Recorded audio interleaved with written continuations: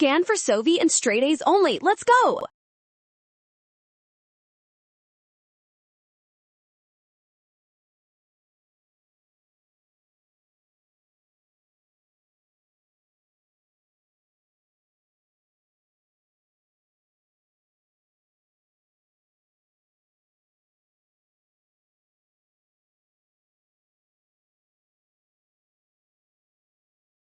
Next, we calculate the total energy needed by multiplying the mass of 1.5 grams by the heat of fusion, which is 334 joules per every gram.